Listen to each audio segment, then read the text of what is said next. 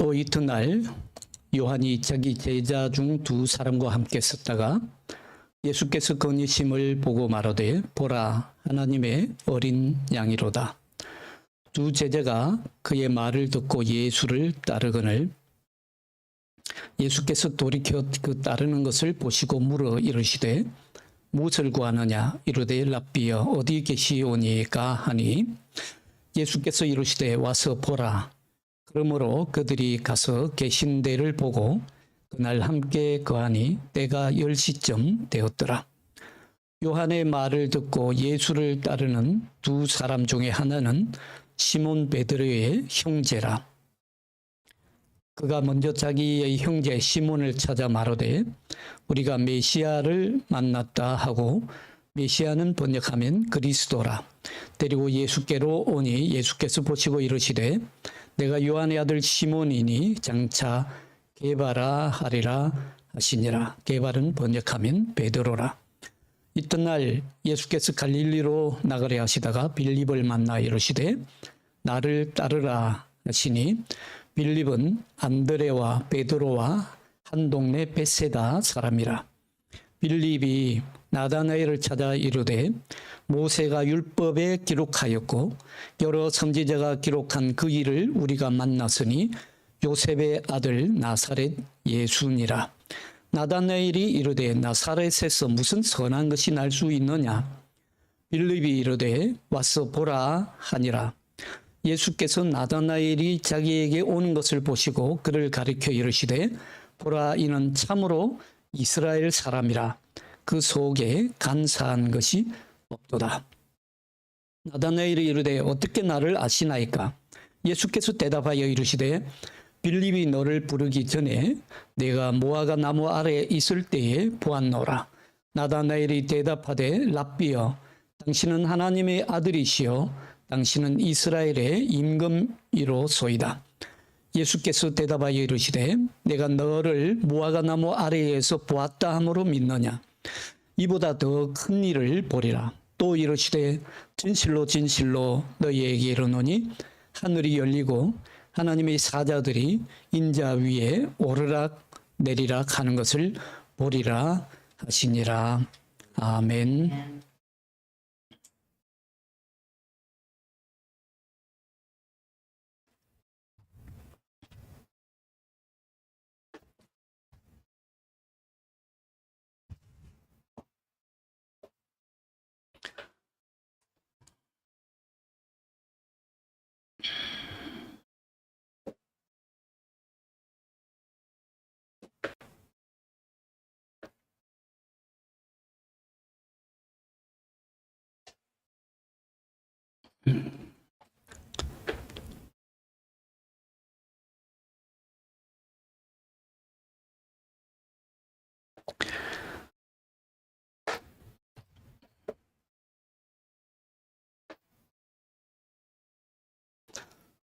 네, 오늘 주일 예배에 오신 여러분들을 성부, 성자, 성령, 삼위일체 하나님의 이름으로 환영하며 축복합니다.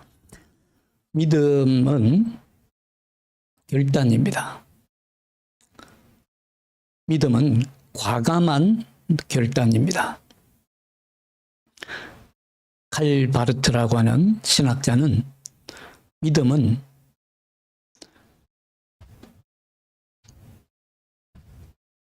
손에 아무것도 쥔 것이 없지만 빈손 들고 그 빈손에 하나님이 가득 채워주시라고 믿고 과감하게 나아가는 결단이라고 말한 바 있습니다.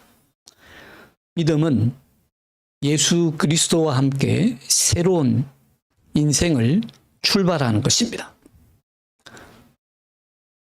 하나님 앞에 있으면, 예수 그리스도 앞에 있으면 내가 완전히 새로워질 수 있다라고 하는 믿음이 바로 과감한 결단입니다.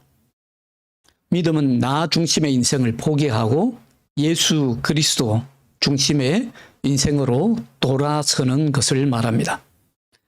그래서 우리가 믿음이라고 할 때 믿음의 최종 완성은 어디에 있느냐? 믿음의 최종 완성은 바로 예수 그리스도를 따르는 삶에 있습니다. 물론 믿음 그 자체도 중요합니다만은 믿음의 최종 목표는 예수 그리스도를 따라 나서는 데에 있습니다. 세례 요한은 한마디로 말하면 믿음의 길이라고 할 수 있습니다. 세례 요한은 오늘 예수님을 증거합니다. 예수님을 증거하는데 보라 하나님의 어린 양이로다 증언합니다. 사실 세례 요한은 3일 동안 예수 그리스도를 증언했습니다. 오늘이 바로 그 3일 중 가운데 마지막 증언하는 날입니다. 지금까지 예수 그리스도를 계속 증언했지만 오늘은 특별히 예수 그리스도를 직접 보면서 증언합니다. 사실 오늘 요한복음에 따르면 세례 요한은 그동안에 요단강가에서 회개하라고 외치면서 세례를 베풀었고 예수님이 오실 텐데 그 예수님은 자기가 신들매를 풀기조차 감당하지 못할 뿐이라고 소개합니다. 세례 요한의 인생은 전적으로 예수 그리스도를 가리키는 손가락이었습니다. 자기 자체를 손가락으로 칭했고 세례 요한은 예수 그리스도를 손가락으로 가리키면서 그는 흥하여야 하고 나는 망하여야 하리로다 라고 고백합니다. 사실 그가 고백한 그대로 됩니다. 오늘 예수님을 처음 봤습니다. 얼마나 반가웠겠습니까? 그동안에 생각을 해보십시오. 목이 터져라고 예수 그리스도 메시아께서 오실 것을 외쳤습니다. 그리고 회개하라고 예수께서 곧 오실 것이라고 예수 그리스도만을 증거했고 예수 그리스도께서 오신 길을 그는 길을 닦아 놓았습니다. 한마디로 길을 닦는 자였습니다. 그런데 오늘 처음 예수님이 거느시는 것을 보았는데 너무도 어색합니다. 자연스럽지가 않아요. 장면이. 우리 같으면 어떻겠습니까? 금방 달려가서 내가 그토록 기다리던 분이 바로 예수님이셨습니다. 내가 예수님의 길을 다 닦아 놓았습니다. 예수님께서 이제 활동만 하시면 됩니다. 예수님에 관해서 내가 광고 선전 다 해놨습니다. 예수님께서 마음껏 이제 예수님의 역사를 펼치십시오. 저는 옆에서 돕겠습니다. 예수님의 런닝메이트가 되어서 예수님과 함께 뛰겠습니다. 이게 자연스럽지 않겠습니까? 그런데 세례 요한은 끝까지 손가락으로 남습니다. 보라, 하나님의 어린 양이로다. 이 한마디 하고 맙니다. 이 한마디가 끝이에요. 그것으로 그의 역사는 끝입니다. 더 이상 예수님 앞에 나서지도 않고 예수님 옆에 서지도 않습니다. 그저 제자들에게 보라, 하나님의 어린 양이로다 라고 소개하는 역할로 끝입니다. 사실 여러분들, 내가 예수님의 런닝메이트가 되어서 열심히 예수님과 함께 뛰겠습니다 하는 건 정치적 발언이에요. 신앙적 발언이 아닙니다. 그건 신앙 고백이 아니에요. 내가 예수님을 위해서 이만큼 해놨습니다. 예수님 이제 마음껏 활약하시고 펼치십시오. 이건 정치적 발언입니다. 우리가 이 세상 살아가면서 그런 사람들을 얼마나 많이 봅니까? 정치적인 사람들은 수없이 많이 봅니다. 그러나 세례 요한 같은 믿음의 사람을 보기가 어렵습니다. 흔한 말로 그런 말이 있잖아요. 목사가 처음에 교회에 부임할 때 제일 먼저 뛰어나와서 목사님 가방 들어준 그 사람이 목사를 가장 먼저 배반하고 배척하고 목사를 쫓아낸다고 그러잖아요. 꼭 그와 같은 형국입니다. 우리는 살아가면서 이런 경우를 얼마나 많이 경험합니까? 내 앞에서 나를 가장 환영해주고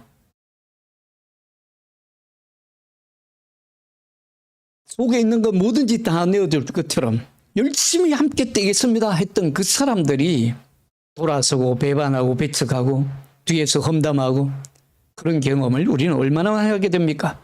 그건 정치적 인생입니다. 세례 요한은 그야말로 정치적 인생을 살은 사람이 아닙니다. 오직 예수 그리스도만을 가리키는 손가락으로 남았습니다. 자, 이러니까 예수님의 이 말씀을 들은, 증언을 들은 제자 두 사람이 예수님을 쫓아갑니다. 생각해 보십시오. 지금까지는 요한의 제자였습니다. 근데 요한이 보라 하나님의 어린 양이로다 이 한마디 듣고 제자 두 사람이 요한을 떠나서 지금까지 스승이라고 따라다녔던 요한을 떠나서 예수님을 따라가 버립니다. 얼마나 인간적으로 생각하면 섭섭했겠습니까? 저런 괘씸한 놈들 인사도 없이 쫓아가다니. 그러나 세례 요한은 제자 두 사람을 그저 말없이 보내줍니다. 오늘 두 제자가 나오는데 한 사람의 이름은 밝혀지지 않고 한 사람의 이름만 안드레라고 밝혀집니다. 안드레.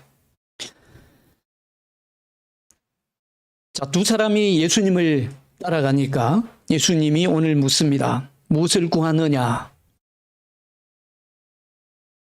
왜 따라오느냐 묻지 않고 왜 따라오느냐 묻지 않고 무엇을 구하느냐라고 묻습니다. 이렇게 물으시는 이유는 이때에 예수님은 이 두 제자를 시험해 보고자 함입니다. 예수님은 그들이 지금 예수님을 쫓아오는 동기를 묻고 있는 것입니다. 그 당시 제자들처럼 오늘날 우리도 세상의 종교가 아니라 예수님을 따르고자 한다면 이런 비슷한 경험을 하게 될 것입니다. 너가 예수님을 따르는 동기가 무엇이냐? 무엇 때문에 너가 예수를 따르고자 하느냐? 무엇을 위해서 너희가 광야로 나갔더냐? 하는 질문과 비슷한 질문입니다.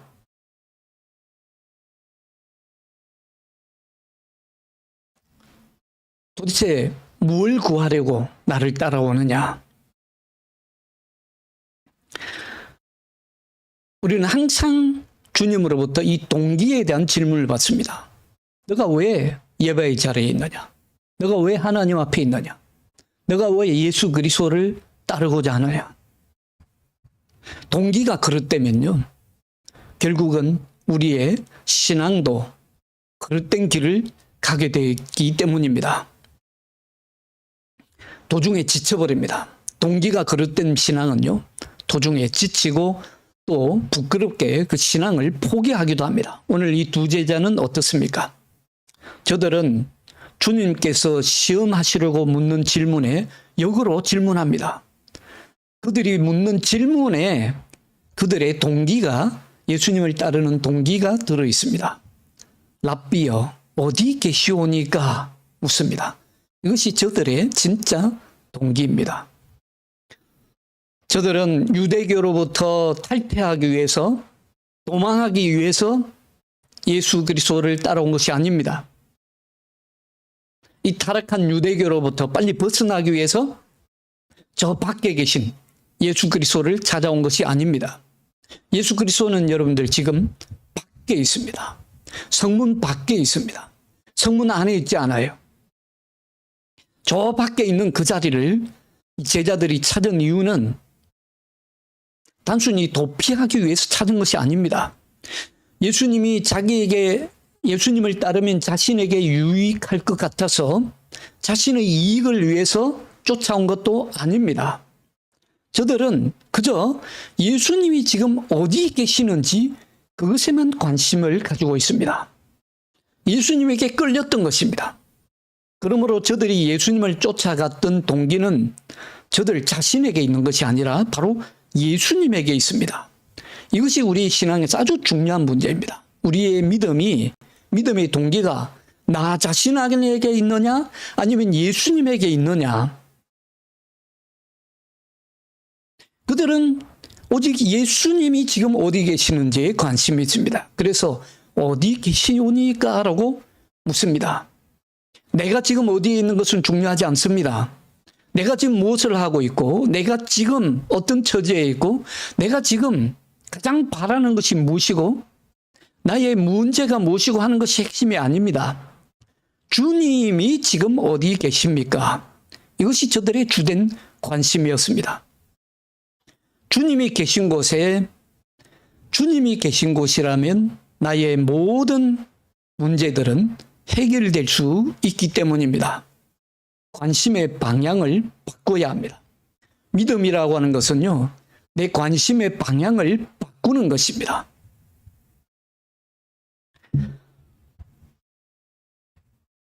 우리는 늘 내 문제부터 봐달라고 합니다. 주님을 어떻게든 내 문제로 끌어들이려고 합니다. 나 좀 봐달라고, 나 좀 위로해달라고, 내 아픔부터 살펴달라고 합니다. 그것도 아니면 무슨 인간의 살아가는 세상의 처세수를 위해서, 아니면 동기부여를 위해서, 요즘 사람들이 좋아하는 것처럼 내 인생의 동기부여를 받기 위해서 교회에 나와서 예배하는 경우도 많습니다. 물론 그것이 인간입니다. 인간의 솔직한 면이기도 합니다. 인간의 원초적인 문제이기도 합니다. 하나님과 더 가까워질 수 있는 믿음의 걸음마이기도 합니다. 그러나 항상 그대로 머물러 있는다면 우리의 믿음은 한 발자국도 진보할 수 없습니다. 믿음의 진보란 기대하기 어렵습니다. 사도 바울은 그런 신자를 가리켜서 젖달라고 보채는 어린 아기 같은 신자라고 했습니다. 지금 세례 요한의 제자들은요, 이 두 제자는 그런 어린 아이 같은 신자들이 되고자 예수님을 찾아온 것이 아닙니다. 예수님의 제자 되기를 원합니다. 예수님을 중심으로 삼기를 원합니다. 어린 아기같이 젖먹는 신자가 아니라 예수님을 따르는 제자 되기를 원한다면 우리의 관심의 방향부터 바꾸어야 합니다. 내가 있는 곳이 아니라 주님이 계신 곳이 우리의 믿음의 중심이 되어야 합니다. 안타깝게도 오늘날 우리의 한국 교회를 돌아보면요, 주님이 중심이 아닙니다. 교회 건물이 중심입니다. 구약시대나 중세시대로 돌아간 것 같습니다.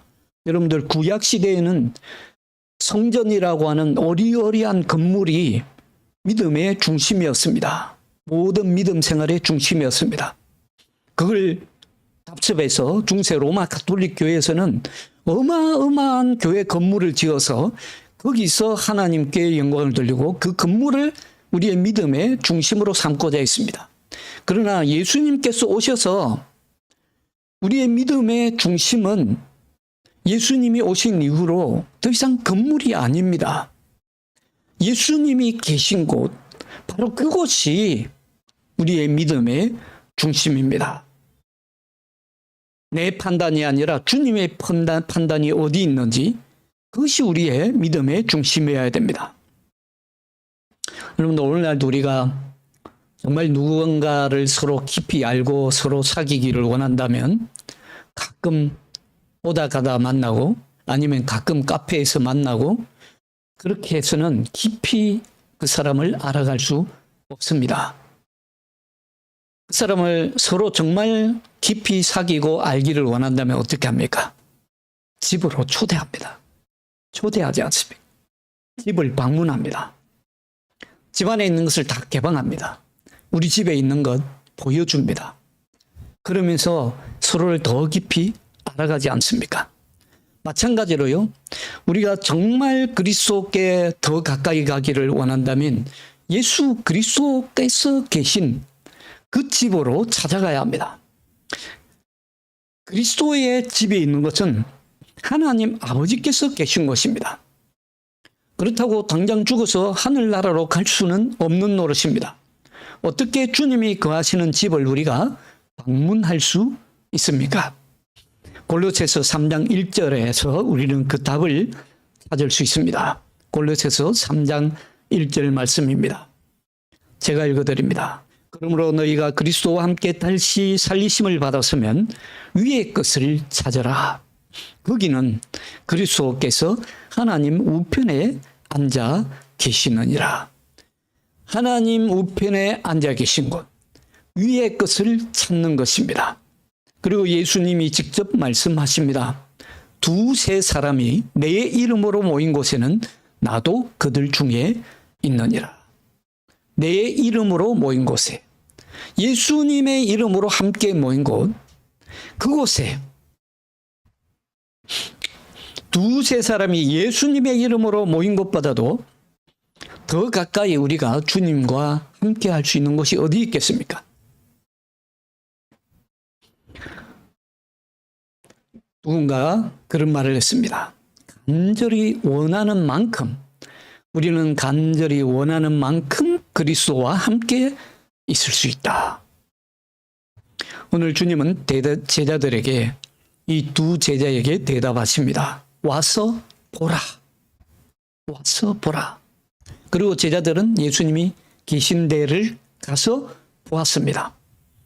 이 세상에는 그리스도에 관해서 말해주는 것이 없습니다.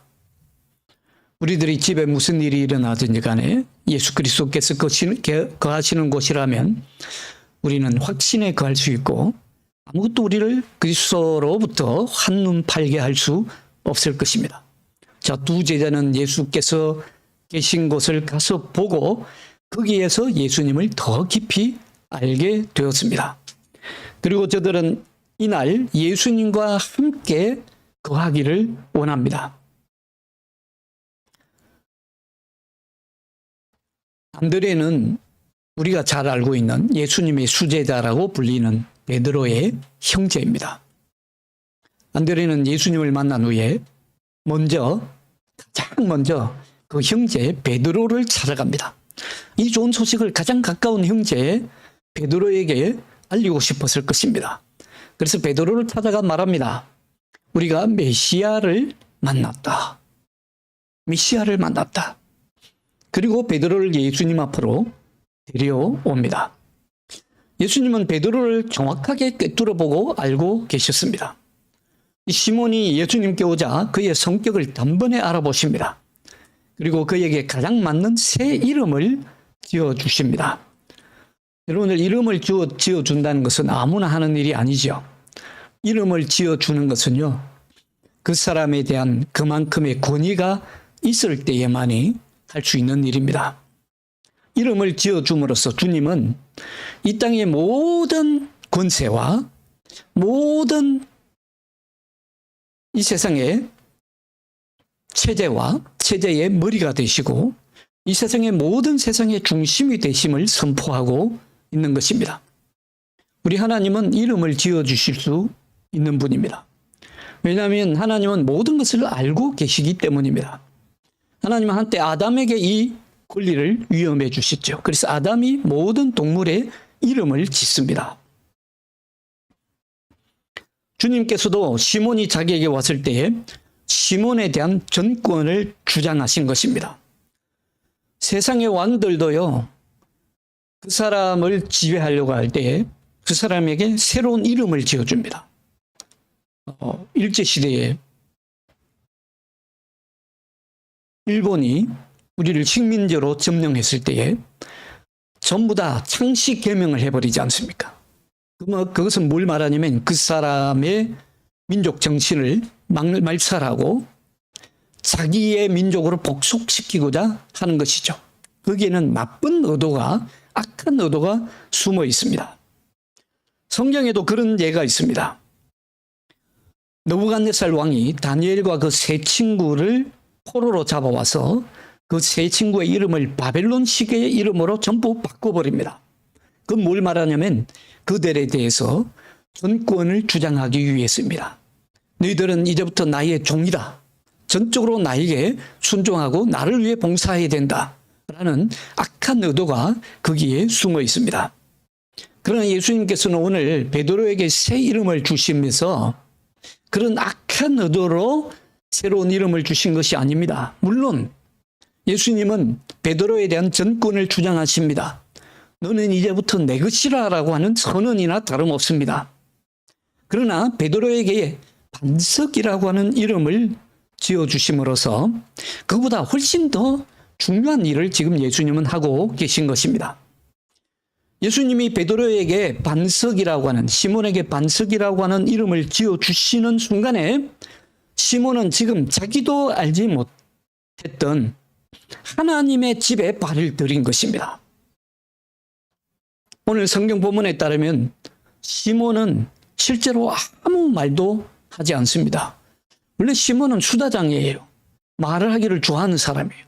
말하기를 얼마나 즐겨하는 사람인지 모릅니다. 그래서 제자들 중에서도 성경에 보면 베드로가 무슨 일이 있을 때마다 제일 먼저 말합니다. 성격이 급합니다. 불 같아서 그 말부터 내지르고 보면 사람입니다.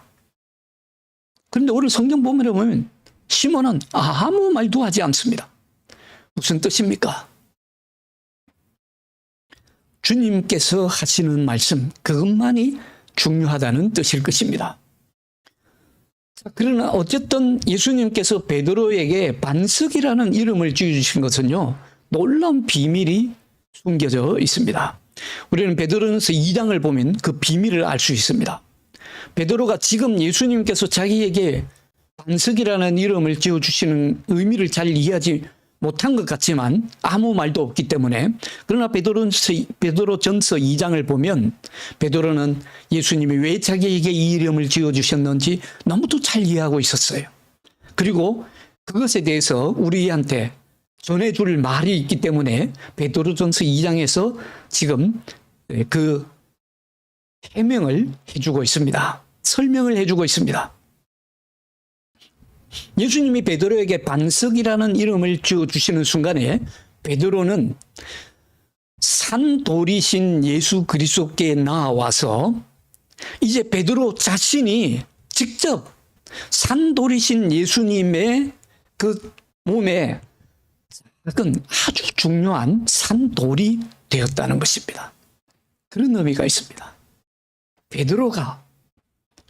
베드로 자신이 산돌이신 예수님께로 나왔지만 이제 예수님이 베드로에게 반석이라는 이름을 주심으로써 베드로 자신이 예수님의 몸이라고 하는 하나님 나라에, 하나님의 집에 아주 중요한 산돌이 되었다는 것입니다.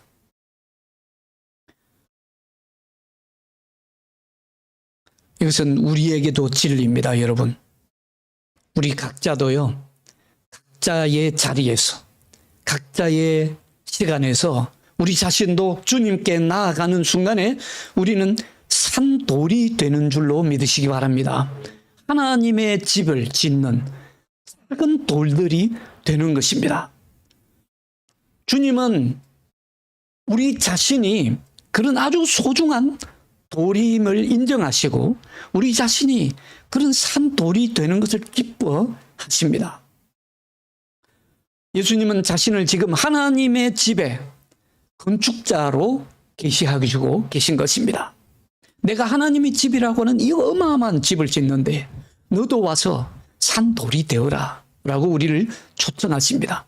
그래서 우리가 예수 그리스도를 증거하는 것, 우리 한 사람 한 사람이 주님 앞으로 나아오는 것은요, 하나님의 나라라고 하는, 하나님의 집이라고 하는 이 어마어마한 역사의 산돌이 되는 사건인 것입니다. 자, 여기까지는 제자들이 예수님을 중심으로 모여듭니다. 예수님을 찾아서 예수님이 계신 집으로, 하나님의 집으로 모여드는 사건을 기록합니다. 그래서 어떤 성서학자는요, 지금까지는 천상의 성도들을 위한 것이었다라고 말씀합니다. 그렇게 해석합니다. 지금까지는 그리스도께서 그의 천상에 있는 성도들, 천상의 성도들의 중심이 되셨다라고 해석합니다. 그러나 그 다음 섹션부터는, 그 다음 장부터는 그림이 바뀝니다. 그리스도는 이제 그에게 모여드는 지상의 성도들, 천상의 성도들이 아니라 지상의 성도들의 중심이 됩니다. 여러분들, 우리가 43절과 45절 말씀을 함께 읽어봅니다.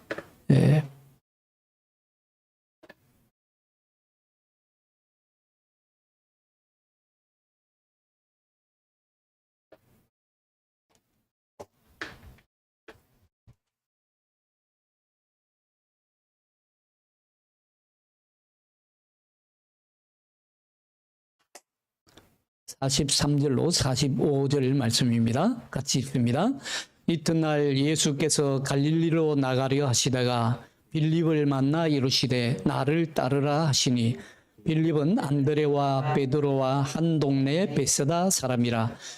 빌립이 나다나엘을 찾아 이르되 모세가 율법에 기록하였고 여러 선지자가 기록한 그 일을 우리가 만났으니 요셉의 아들 나사렛 예수라. 아멘. 자, 지금까지는 어땠습니까? 제자들이 예수님을 찾아 나섰습니다. 그렇죠? 그런데 이제는 예수님께서 제자들을 향해서 찾아 나서십니다.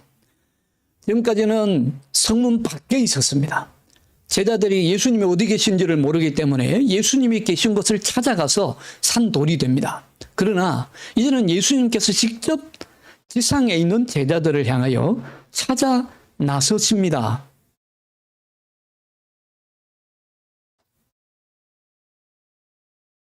빌립은 안드레와 베드로와 한 동네 베세다에 사는 사람입니다.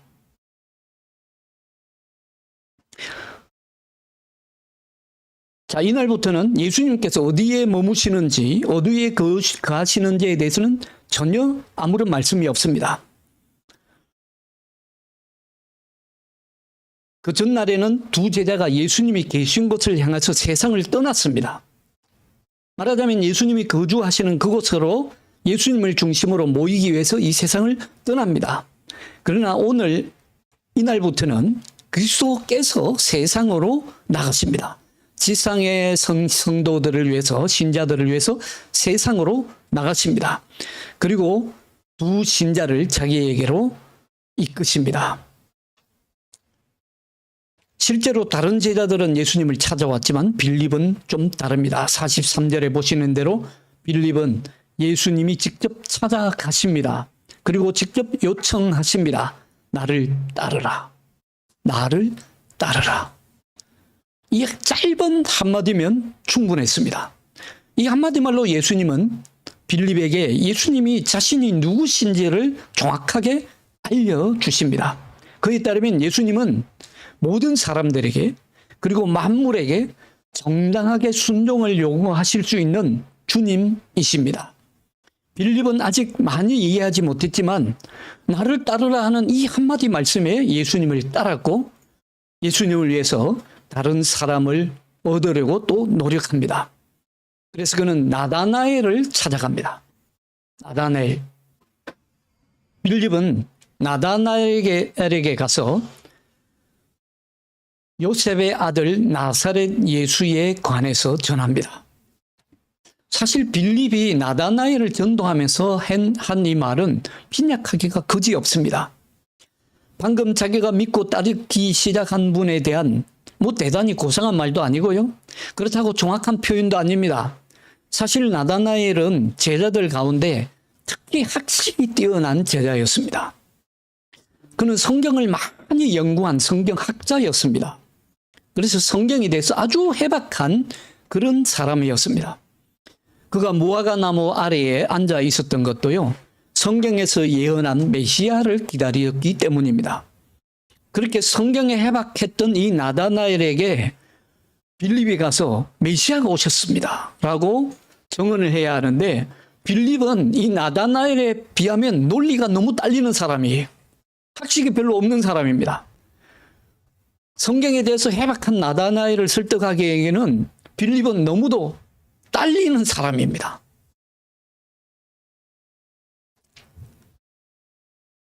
사실 빌립의 이 말은 예수님을 설명하기에 너무도 부족합니다. 논리도 정확하지 못하고요, 표현도 고상하지 못하고, 그렇다고 설명이 그렇게 설득력 있어 보이지도 않습니다. 그렇기 때문에 나다나엘도 처음에는 편견을 가지고 냉소적인 반응을 보입니다. 나사렛에서 무슨 선한 것이 날 수 있겠느냐? 나사렛에서 무슨 선한 것이 날 수 있겠다고. 여러분들, 나사렛이라는 동네는요, 이스라엘 가운데 저 북쪽에 갈릴리 주변에 있는 가난하고 못 사는 사람들이 사는 동네입니다. 아무런 정치적 영향력도 없습니다. 정치의 중심은 어디 있습니까? 예루살렘에 있습니다. 종교의 중심도 어디 있습니까? 예루살렘에 있습니다. 부자들이 사는 동네는 어디입니까? 예루살렘입니다. 그에 비하면 이 벳세다 갈릴리 동네는요, 가난하고 찌질이도 못 사는, 무지하고 학식이 모자라는 그런 무지랭이 같은 사람들이 사는 동네입니다. 그런 동네에서 무슨 선한 것이 낫겠느냐? 반응이 시큰둥합니다. 그렇다면 빌립이 실패한 겁니까? 전혀 그렇지 않습니다. 빌립은 성공합니다. 빌립의 성공한 것은요, 나다나엘을 논리적으로 설득했기 때문이 아니라 나다나엘에게 예수님에 관해서 정확하게 설명했기 때문이 아닙니다. 사실 나다나엘이 나사렛에서 무슨 선한 것이 날 수 있겠느냐 반문했을 때요, 나다나엘은 하나도 틀린 말을 하고 있는 것이 아닙니다. 단지 이 갈릴리 동네, 벳세다 동네가 못 살고 가난한 동네이기 때문에, 배우지 못한 사람들이 사는 동네이기 때문에, 뭐 정치적 역량도 종교적 역량도 없는 동네이기 때문에 이 말을 한 것이 아니에요. 왜냐하면 나다나엘은 성경에 너무도 해박한 사람이기 때문에 성경을 너무도 잘 알고 있는 사람입니다. 구약을 해박하게 알고 있는 사람입니다. 그래서 구약의 예언의 말씀을 철저히 믿고 있었습니다.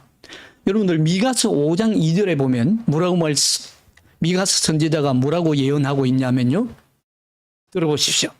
베들레헴 에브라다야, 미가서 5장 2절 말씀입니다.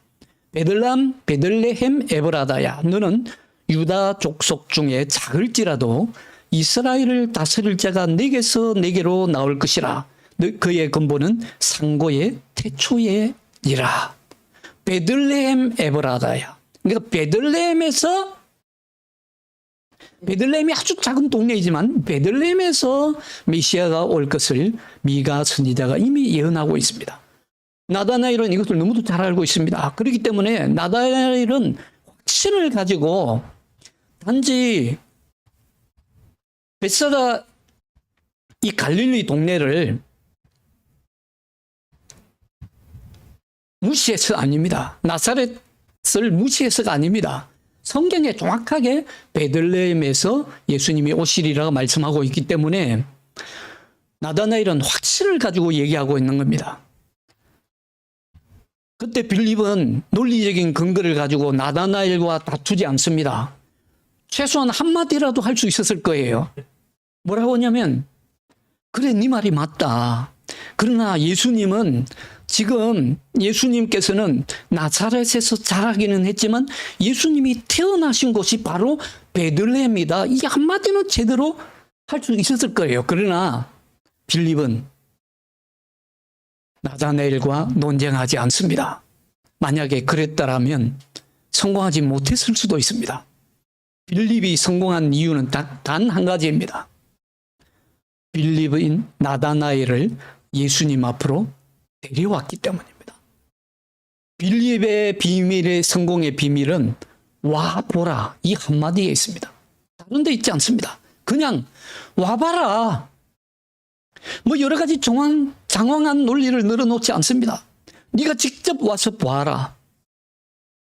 빌립은 일단 나다나엘을 예수님 앞으로 데려옵니다. 그 다음은 주님께 맡깁니다. 여러분들, 우리가 사람들을 주님 앞으로 인도할 때요, 설득하는 일은 내 몫이 아닙니다. 설득하고 감동하고 그에게 영감을 주고 그에게 깨달음을 주시는 것은요, 주님의 몫입니다. 성령께서 하시는 일입니다. 다툴 필요가 없습니다. 억지로 강요할 필요도 없습니다. 그냥 와서 봐라. 여러분들, 사실은 우리가 믿음 하지만 와서 보라, 와 봐라라고 말할 수 있는 만큼 큰 확신이 어디 있습니까? 와 보라라고 말할 수 있는 사람이 누구입니까? 과연 와서 봐라라고 말할 수 있는 그만큼 큰 확신을 가진 사람이 몇이나 되겠습니까? 빌립은 예수님을 만났습니다. 가서 보았습니다. 가서 들었습니다. 그 큰 확신이 있었기 때문에 다른 말을 필요 없습니다. 와서 보라. 빌립은 사실 예수님이 나를 따르라 하는 한마디만 듣고 따라갔습니다. 그리고 빌립은 예수님을 쫓았습니다. 그만큼 빌립에게는 이분이 주님이시다라고 하는 확신이 있었습니다. 예수님이 나의 구원이시고 예수님이 메시아이시고 예수님이 나의 주님이시다는 확신이 있었습니다. 그러니까 나다나엘에게 와 보라 확신 있게 말할 수 있었던 것입니다. 여러분 우리는요 확신이 있는 만큼만 예수님을 증언할 수 있습니다. 내 속에 확신이 있을 만큼만 예수님에 관해서 증언할 수 있습니다. 우리는 보통 전도할 때에 우리 교회 좀 나와보세요. 우리 교회 참 좋은 교회입니다. 우리 교회는 시설도 잘 돼 있고요. 사람들도 좋고 우리 교회는 위치도 좋고 한번 나와보세요. 좋습니다. 교회를 먼저 소개하는데요. 사실은 그 순서가 거꾸로 되었습니다. 예수님을 먼저 소개해야 됩니다. 교회 안 나와도 좋습니다. 예수님 좀 만나보십시오. 하나님을 만나시면 당신의 인생이 바뀝니다. 우리의 확신이 바뀌어야 됩니다. 교회 중심의 신앙은 중세 로마 가톨릭 교회의 신앙입니다. 우리의 신앙의 중심은요, 예수 그리스도에게 있습니다. 예수 그리스도를 와서 만나봐라. 전도는요, 내가 가지고 있는 확신의 크기에 비례하는 것입니다. 선교는 재정의 크기에 비례하는 것이 아니라 교인의 숫자에 비례하는 것이 아니라 확신의 크기에 비례하는 것임을 여러분들 오늘 분명히 하실 수 있기 바랍니다. 두세 사람이라도 내 이름으로 모이기만 한다면 내가 너와 거기에 함께하리라. 이 확신이어야 합니다. 와보라. 와보라. 사랑하는 여러분, 나다나엘은 무화과 나무 아래에 앉아 있었습니다. 예수님께서 빌립이 나다나엘을 전도하니까 나다나엘이 예수님 앞으로 갑니다. 와 보라는 한마디에 나다나엘이 예수님 앞으로 오니까 예수님이 한 번에 알아보시고 말씀하십니다. 보라, 이는 참으로 이스라엘 사람이라. 그 속에 간사함이 없도다. 이스라엘 백성들 가운데 이만큼 큰 칭찬을 받은 사람은 몇 안 될 겁니다. 정말 주님으로부터 이 정도의 칭찬을 받는다면 얼마나 대단한 사람입니까? 저도 이 정도의 인정과 칭찬을 받고 싶습니다. 그렇지, 여러분들도 그러고 싶지 않습니까? 그 속에 간사함이 없다. 진짜 이스라엘 사람이다. 예수님의 이 감탄 섞인 말씀에 나다나엘은 예수님이 저분은 사람의 중심을 파악하시고 사람의 중심을 꿰뚫어 보시고 마음을 판단하시는 분임을 대번에 알아봅니다. 나다나엘이 비록 죄가 없는 사람은 아니지만 그 마음에 윗선이 없고 정직한 사람임을 예수님이 알아봤기 때문입니다. 하나님 앞에 의롭고 신실한 사람임을 예수님이 알아봤기 때문입니다. 예수님은 그를 알아봤습니다. 나다나엘이 사실 깜짝 놀랍니다. 오늘 처음 만났는데 예수님이 나를 어떻게 아십니까? 그러니 당연히 나다나엘이 예수님께 묻습니다. 주님, 나를 도대체 어떻게 아십니까? 나를 어떻게 아시기에 그런 말씀을 하십니까? 묻는 것입니다. 예수님이 대답하십니다. 빌립이 너를 부르기 전에 네가 무화과 나무 아래에 있을 때에 보았노라. 간단하지만 깊은 비밀을 담고 있는 예수님의 대답입니다. 여기서 주님은 만인의 심판자이시고 주님 앞에 설 때에는 그 누구도 아무것도 숨길 것 없이 환하게 드러나게 될 것임을 이미 말씀하고 계십니다. 주님 앞에 서면요, 아무것도 감출 수 있는 것이 없습니다. 환하게 드러납니다. 나다나엘은 나사렛 예수를 만나러 왔고 이제 예수님은 자신에 대해서 모든 것을 알고 계시는 분임을 깨닫습니다. 마치 펼쳐져 있는 책처럼 자신을 읽어내는 것을 나다나엘은 깨달았던 것입니다. 그런데 여러분들, 왜 무화과 나무 아래에 있을 때 너를 보았나라고 하셨을까요? 나다나엘은 그리고 왜 이 한마디에 내가 너가 빌립이 너를 부르기 전에 무화과 나무라 했을 때 보았다. 이 한마디에 갑자기 나다나엘은 시큰둥하던 나사렛에서 무슨 선한 것이 나겠느냐 하던 나다나엘이 태도를 급변해서 갑자기 주님을 주로 고백하게 된 것일까요? 우리는 여기서 성경의 비밀을 알아야 됩니다. 무화과 나무는 다름 아닌 이스라엘 백성을 상징합니다. 이스라엘 백성을 구약 성경에서는 종종 무화과 나무로 비유한 역사가 있습니다. 실제로 그렇습니다. 그런데 오늘 예수님이 말씀하시는 이 무화과 나무는 아무런 열매도 맺지 못하는 바로 그 무화과 나무를 이스라엘에 비유합니다. 이스라엘 백성들은 지금까지 종교적 클레 의식에 사로잡혀서 율법에 사로잡혀서 그저 율법의 정신에만 사로잡혀서 율법의 참뜻은 모르고 율법의 형식에만 사로잡혀서 아무런 믿음의 열매를 맺지 못하고 있습니다. 종교는 타락했습니다. 성전도 타락했습니다. 성전도 종교 지도자들이 장사치들이 설치는 그런 타락한 장소로 변했습니다. 바로 그것이 무화과 나무입니다. 나다나엘은 그런 무화과 나무 아래서 절망하고 있었던 것입니다. 메시아께서 도대체 언제 오시나? 오직 메시아만을 기다리면서 성경 말씀을 깊이 묵상하면서 성경에서 예언하고 있는 미가 선지자가 예언하고 있는 대로 베들레헴에서 주님이 오시기만을 학수고대하고 있었던 것입니다. 무화과 나무 아래에서 열매 없는 이스라엘 백성들을 한탄만 한 것이 아니라 자신을 돌아보면서 깊이 회개하고 반성하고 주님만을 바라보고 메시아만을 기다리고 있었던 것입니다. 그러니까 예수님이 단번에 나다나엘을 알아보고 이스라엘, 저는 참 이스라엘 사람이다. 진짜 이스라엘 사람이다. 마음에 간사함이 없도다. 칭찬하지 않습니까? 진짜 이스라엘 사람이라고 하는데요. 제가 새벽기도 시간에 시편 강해를 계속하면서 말씀드린 바로 이스라엘 가운데 남은 자들, 이스라엘 백성들 가운데 남은 자들의 대표가 바로 이 나다나엘인 것입니다. 오직 주님만이 오시기만을 대망하면서 자기를 돌아보면서 하나님의 때를 기다리는 이스라엘의 남은 백성들 가운데 대표적인 한 사람이 바로 이 나다나엘입니다. 나다나엘은 49절에서 대답합니다. 49절 우리 다 같이 한번 읽을까요? 49절입니다. 시작. 랍비여, 당신은 하나님의 아들이시요 당신은 이스라엘의 임금미로소이다.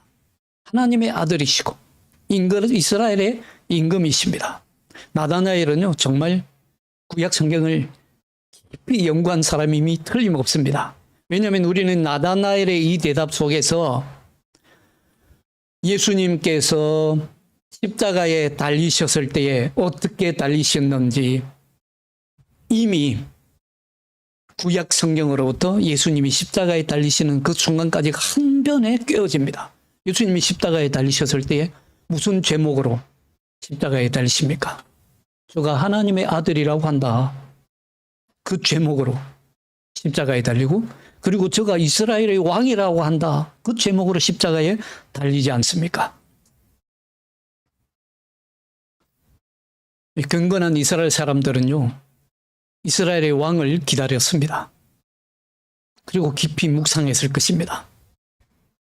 나다나엘은 예수님이 하나님의 아들임에 틀림없다고 확신을 얻게 되었고, 그것이 맞다면 예수님은 이스라엘의 왕임에도 틀림이 없다고 확신했을 것입니다. 왜냐하면요, 사실 예수님은 이스라엘의 혈통으로도 이스라엘의 왕이 될 수 있는 분입니다. 왜냐하면 마리아가 다윗 왕의 계통에서 있습니다. 한마디로 말하면 왕족의 후손입니다. 거기다가 마리아와 결혼한 요셉도 왕족의 혈통을 이어받고 있습니다. 그러니 두 분이 이미 예수님이 태어나기도 전에 결혼을 했으니 왕족의 혈통을 이어받는 것이나 다름없습니다. 사실 예수님은 이스라엘의 왕이 될 수 있는 혈통을 이어받고 있습니다.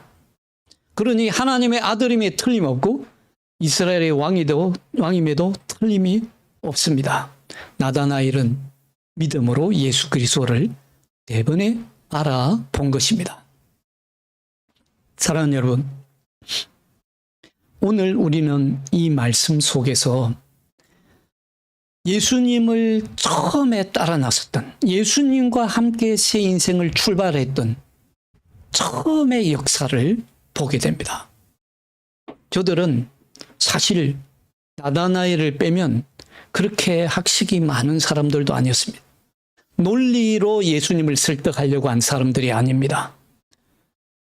뭔가 이득을 바라보면서 예수님께 오면 동기부여되고 삶의 처세술도 늘어나고 내 인생에 뭔가 도움이 될 것이라고 소개하면서 예수님을 소개하지도 않았습니다. 한마디였습니다. 와서 보라. 그 확신이 있었기 때문에 예수 그리스도 이름이 온 세상에 전파될 수 있었고 오늘날 전 세계에 복음이 전해질 수 있었던 것입니다. 여러분들, 우리도 할 수 있습니다. 믿음의 확신을 가지시기 바랍니다. 주님과 함께 새로운 인생의 출발을 할 수 있습니다. 확신을 가지고요, 주님 앞으로 나아가시고 또 주님과 함께 이 세상을 넉넉히 이겨서 승리하시기를 주님의 이름으로 축원합니다. 아멘. 기도하겠습니다. 하나님 아버지, 감사합니다. 주님께서 우리를 부르시니 주님 앞으로 나아올 수 있었습니다. 주님께서 우리를 먼저 찾으셨기 때문에 우리가 주님의 집에 올 수 있었습니다. 주님께서 우리를 하나님의 거룩한 집에 산 모퉁이 돌로, 산돌로 삼아 주시니 진심으로 감사드립니다. 하나님, 우리가 하나님의 거룩한 집에 산돌로서 하나님의 역사를 함께 이루어드리는 새로운 인생의 출발을 시작할 수 있도록 성령께서 우리를 도와주시옵소서. 오늘 주님께서 우리에게 와보라 하셨사오니 우리도 세상에 나가서 와보라라고 선언할 수 있는 믿음의 사람, 확신의 사람 되게 하여 주시옵소서. 주 예수 그리스도의 이름으로 감사하며 기도하옵나이다. 아멘.